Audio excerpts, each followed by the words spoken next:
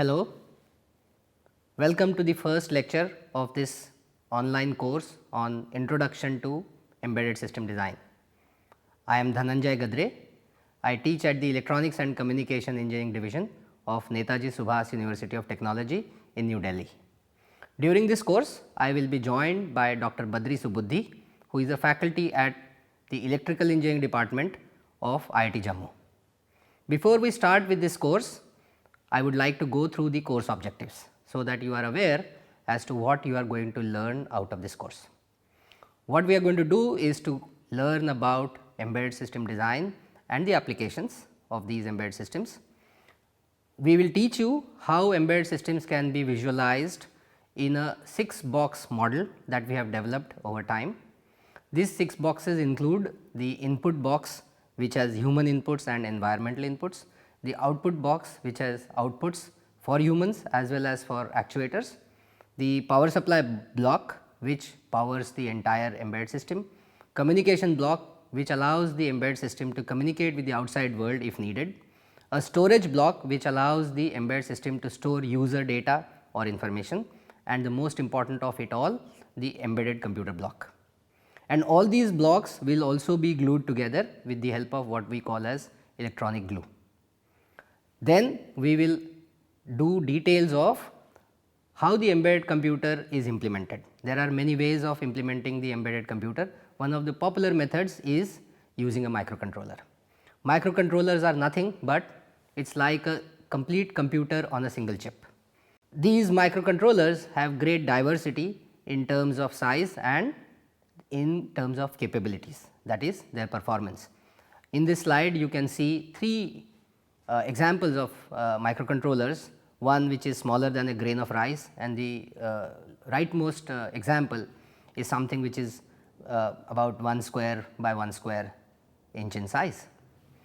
What we will also do is we will, for this embedded computer implemented through a microcontroller, we will take a real example and we will cover Texas Instruments MSP 430. Texas Instruments is supporting this course, as I mentioned in the introductory lecture. They are giving a kit for MSP 430 microcontroller that was designed in my lab. We will teach you about the MSP 430 architecture, the programming and interfacing to the outside world. We will teach you embedded C programming and how to write, debug and download the program that you write on your desktop computer after compilation, how to download the object code or the binary code that it is called into the memory of the microcontroller.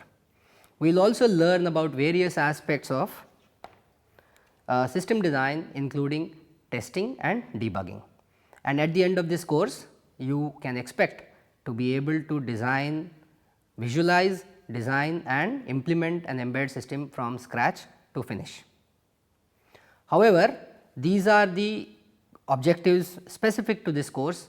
I have certain objectives beyond this course, and my objective is to do things so that you as a participant, you as a student of electronics fall in love with practical electronics.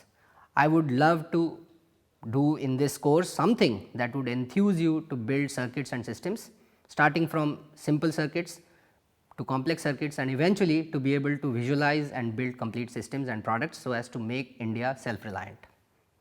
All right. After we have covered the course objectives, let us go through the prerequisites which we expect you to know.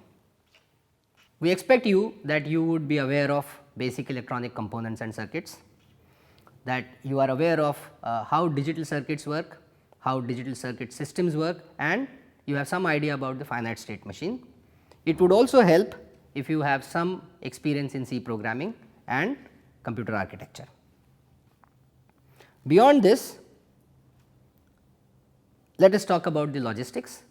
As part of the requirement of this course, there would be lot of hands-on activities during this course, and the hands-on activity will be around a MSP 430 evaluation kit, which we call as the MSP 430 lunchbox. This, as I mentioned, has been designed in my lab.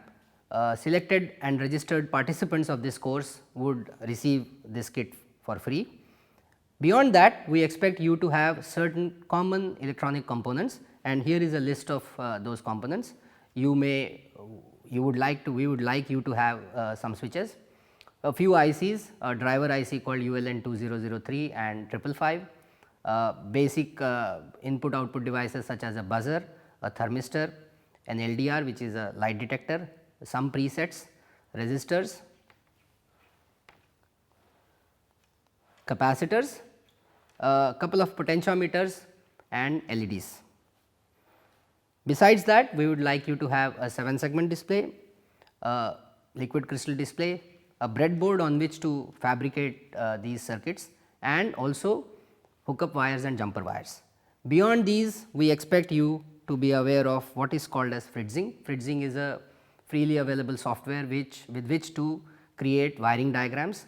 Many of the experiments that we do as part of this course, we will share the schematics on a fritzing method, and we hope you would be able to use it, and it would help if you are also aware of the Eagle CAD, which is a schematic capture and PCB design software. This covers the logistics of this course. Now, let us start with some of the definitions and characteristics of embedded system. Now, embedded system is such a vast field and such a diverse field that it is very difficult to use a single definition to describe an embedded system in completeness. So, there are a few definitions and I would like to go through many of them. One definition is that an embedded system is nothing but a combination of computer hardware and software and perhaps additional mechanical or electromechanical parts with the purpose of providing a dedicated function. Another definition says that any computer whose end objective is not primarily computational would qualify as an embedded system. Yet another definition is a computer system other than the traditional laptop or desktop system would be an embedded system, and today in that list I would also add a smartphone, because smartphone today people are using it for many diverse applications where they can also add to the applications. Therefore, a smartphone is an example of a general purpose computing system. So, anything other than a laptop, a desktop or a smartphone would qualify as a embedded system. Any system which uses a computer, but which is not any of these three is an example of an embedded system. In some cases, embedded systems are part of a larger system and you are not even aware that you are using such a system, and case in point is anti-lock brake system in a car or the deployment of airbag system in a car are examples of embedded system. Okay. Let us see how ubiquitous the embedded systems are. In our daily life, we encounter embedded systems at home, at work, around us all the time, and I have put together a list of such devices. At workplace, we use printers, scanners, network switches. In the banks, we use ATMs, passbook printers. In hospitals, we have all kinds of medical equipment. In industry, we have industrial control systems, automation devices. We also have agriculture, in which drip irrigation systems, equipment to test the soil quality are examples of embedded systems. In the supermarkets, we have point of sale terminals, we have scanners for scanning the commodities that you buy. We also have defense, and in the area of defense and space, we have missile systems, we have rockets, satellites, drones, these are all examples of embedded systems. In transport, we have locomotives, metro rails, cars. In the telecom sector, we have mobile broadband equipment, we have switches, telephone exchanges, and for entertainment, we have projection systems in cinema halls as well as 4D seats where you sit and you get out of the world experience, because as you watch a movie, based on the content of the movie, the seat vibrates or it moves from side to side and so on and so forth. So, these are all examples of embedded systems. From a application area point of view, I have created a certain list. These embedded system applications have several classifications, and one of them would be small and single microcontroller use, whereas in an application you use a simple small microcontroller. In fact, the microcontroller that we are going to illustrate during this in this course would qualify in that category, and with such a small microcontroller you can probably design small toys or gadgets at home. Then we have control and automotive systems such as ABS, that is anti-lock braking system, cruise control system in a car. For distributed and embedded control, another classification of embedded system, you would have networked industrial equipment, you would have automotive applications.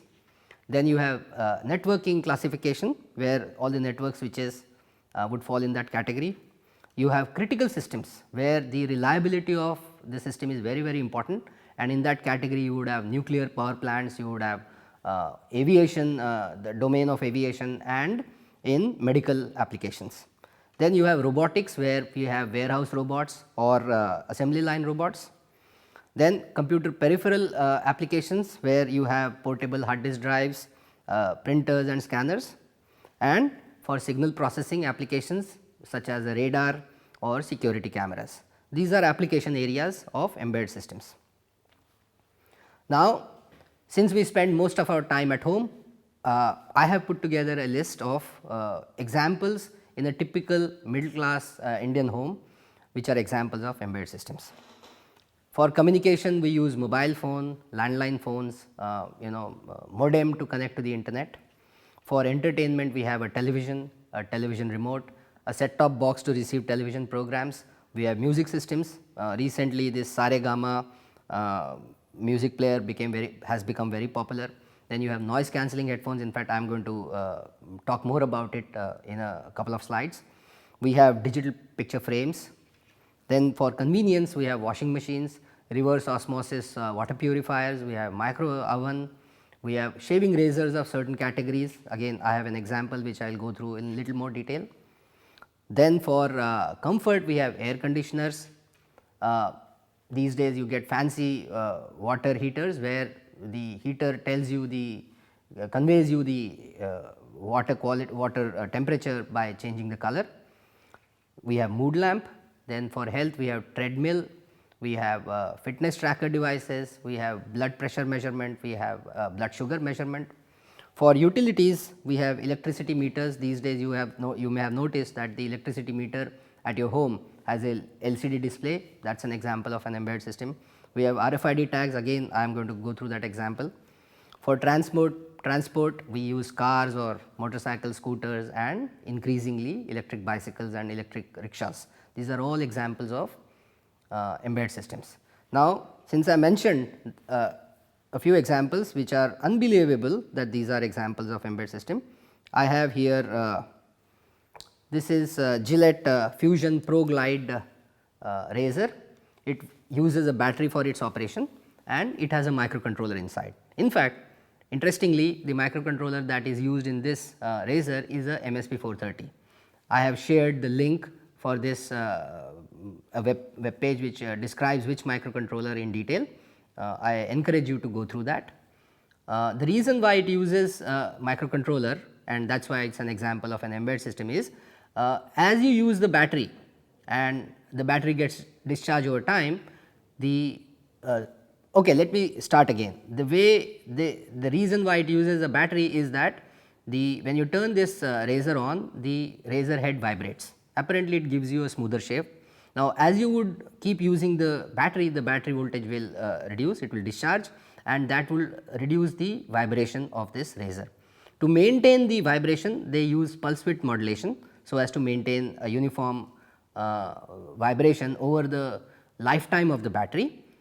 For that, you need this embedded computer. Secondly, there is only one switch with which you turn it on or you turn it off. When you turn it on, and if you forget to turn it off, it will auto turn off in about 8 minutes, and to do all this you need an embedded computer. So, this is an interesting example of an embedded system application. The second example is this. I have this Sennheiser noise cancelling headphones. Now, normal headphones are mere headphones, but this one requires a battery for operation. Also, on one of the cups, there is a little hole here, which is basically there is a microphone inside. What this does is it samples external sound, that sound which is also leaking through the cups of the headphone and it enters your ears. This noise cancelling headphone samples that sound produces an anti-phase version of that sound and mixes into the speakers in these cups. So, that you are actually hearing three sounds: the music that you are playing, the external sound that is leaking through the cups and entering your ears, and the anti-phase version that this headphone is creating. That anti-phase version cancels the noise which is coming from outside, and you hear only the music that you are playing. And so, it gives a great example of an embedded system. And the third is this RFID card.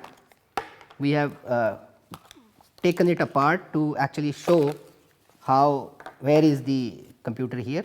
If you see, I do not know if it is possible, this is a Delhi Metro card, and I heated it up to sort of strip the covers apart, and inside you see there is a bit of wire and a little chip here. That chip is the embedded computer, and using this you are able to buy credit and store that credit on the metro network on this card and use it whenever you are traveling on the metro rail. So, these are all examples of embedded systems, interesting examples of embedded systems.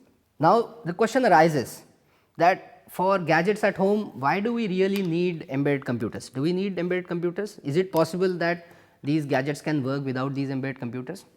Many of them did. In fact, I am going to consider two examples. One is an air conditioner and the other is a washing machine, to show that these two devices actually precede the development of a computer or the embedded computer. You had a washing machine or an air conditioner which did not require an embedded computer. How did it function, and how today we have improved the performance of these devices by including an embedded computer, and therefore, today it makes a lot of sense to have an embedded computer in an air conditioner or a washing machine, and likewise it goes for all the other gadgets at home. So, let me go through that with the help of a sketch. So, in an air conditioner, the old style air conditioner, what all things we had? We had a compressor,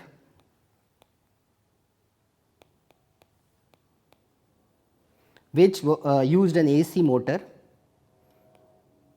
together with a coolant and heat exchanger.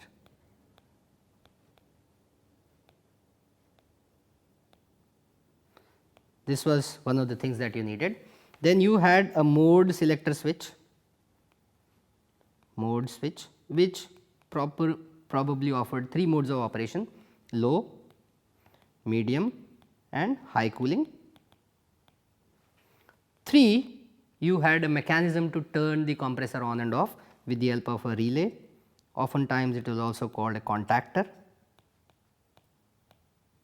And 4, you had a thermostat, and in the olden times it used a bimetallic wire type of thermostat. Now, with the help of these 4 devices, a user would select how much cooling they wanted. In low cooling, the compressor would be on for a small period of time and it would turn off, and then after some time it would turn on again and then it would turn off, on and so on. Now, of course, if the thermostat indicated that the temperature that the user desired has been reached, it would turn the compressor on earlier.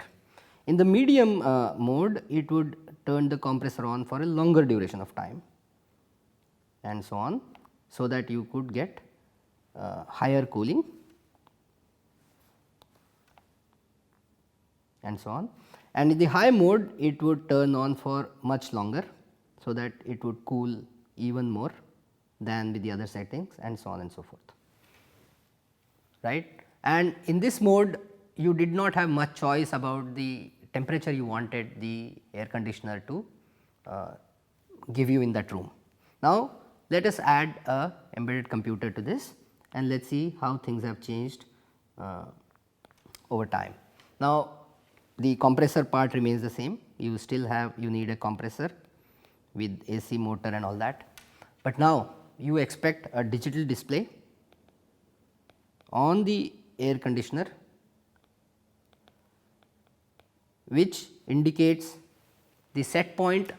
You can set what temperature you want the AC to operate at. So, it will allow you to show set point temperature, and after that as the air conditioner starts working, it will display the ambient temperature. So, it has ambient temperature display. Now, you wanted to do all this without touching the air conditioner. So, you wanted a remote control for that. Now, instead of 3 settings low, medium, high, you have a wide variety of settings. You can set the temperature to 20 degrees if you want, or 25 degrees if you want. Also, it would have some modes where you say, okay, I want to have a night mode. When you go to sleep, you do not want the AC to cool as much. So, the air conditioner would cool less once you select the night mode of operation. Also, it has the same relay or contactor, and for the temperature measurement, it uses a semiconductor sensor or a thermocouple. And so, given the additional features that you expected the air conditioner to offer, it was imperative that you embed a computer in the air conditioner so as to offer all these features. So, having an embedded computer in a air conditioner to get better performance is quite justified. Let us take another example, and that is a washing machine.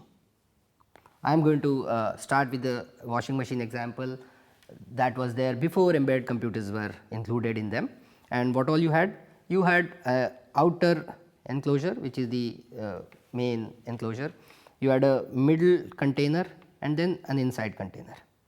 In the middle container, here you would have 2 pipes, one for inlet of water and one for outlet, and you would have a selector switch to select how much time you want the machine to operate.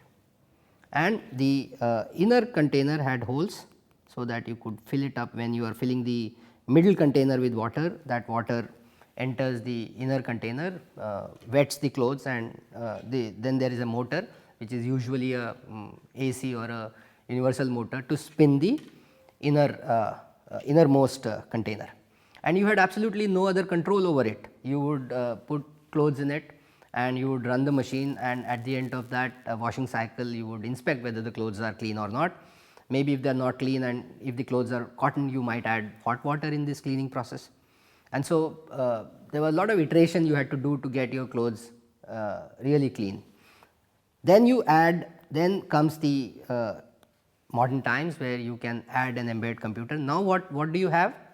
You have the same structure pretty much, that an inner and middle container, and then you have instead of just a time setting, you have a selector switch,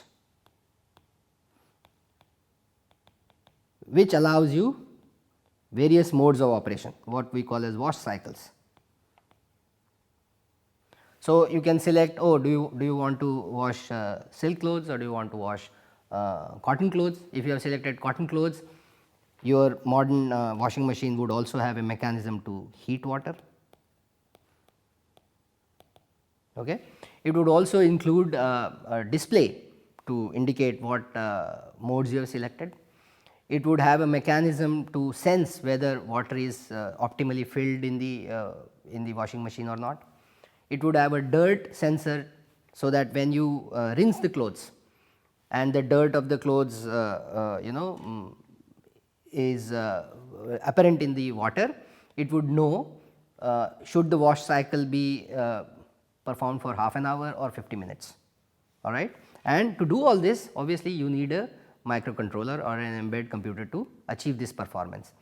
It would also give you a facility that if a wash cycle is to happen for 50 minutes, and unfortunately if the electricity goes off, and when the electricity resumes, it would know how much time it has already spent, and it would only run the machine thereafter for the left time instead of starting all over again. And so, to give you all these features is only possible when you embed a computer in a washing machine. That is what is happening in a modern washing machine. Let us go back to our presentation. So, we have justified that having embedded computers in these home gadgets give you better performance, more efficient devices, more user friendly devices, and so they are justified. Let us now let me share some observations. One of the observations is that an embedded system, just because of the ubiquity of embedded applications, embedded system is a big and fast growing industry. It has been estimated that for India alone this year in 2020 we would be looking at something like $500 billion worth of equipment. Now, obviously, who are going to satisfy all these requirements? You, the engineer in works, you when you graduate, if you have all the skills, you can get jobs in these areas, or you can be one of the persons who creates, designs, builds the next generation embedded application. Microcontrollers are one of the common features of implementing embedded applications, and which is the reason why we are going to include a microcontroller in our course. Of course, microcontroller is only the hardware. Without an appropriate software running on this microcontroller, it is not possible to have a efficient embedded application. Not just efficient, it is not possible to have an embedded application without the software. So, it is very important that we teach programming such devices in appropriate fashion, so that real value of these embedded applications can be brought out.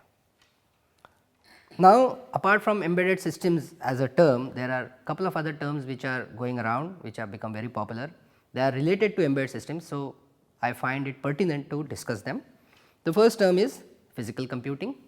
Physical computing is described as any computing system which is aware of the physical environment, which means a computing system where it can sense the environment, process that information in that program, and then produce an output so as to control or visualize or present the outputs. So, it is a very generic term. The second term which is becoming very popular is called cyber physical systems. Cyber physical system means, as the cyber term indicates, that the physical systems are connected, are distributed in space, and they are connected with some sort of network. The important point to note here is that that network need not be internet. It could be internet, but there is no necessity. It could be a private network. And the third term that is becoming common is called Internet of Things. As the important word here, operative word here is the internet. IoT types of devices are a subset of cyber physical systems, in that they necessarily use the internet. Internet is a common resource available to anybody on this earth, and therefore, devices that use IoT are a subset of cyber physical systems. They allow the humans to interact with their these gadgets over the internet, and of course, the embedded systems. So, I am going to draw a Venn diagram to indicate the relative position. The most common term is of course, the physical computing. So, let me draw a circle, the biggest circle to indicate physical computing devices.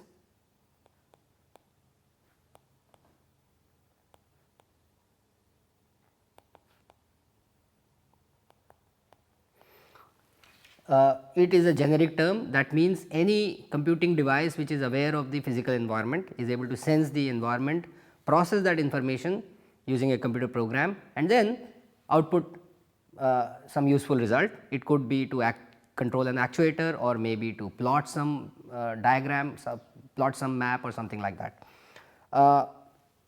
Since there is no restriction on the physical form of that computer, it could even be a desktop computer. A desktop computer does not have any mechanism to sense the environment, but you can attach a bunch of sensors through the USB port, which is a common connectivity option on a desktop computer, and then you write an appropriate application program on your desktop computer. You can convert a desktop computer into a physical computing device, but this is not an embedded system, because you can't carry it around. It is a general purpose device where you are using it for this specific application of physical computing. Then, as a subset of physical computing devices, you have cyber physical systems.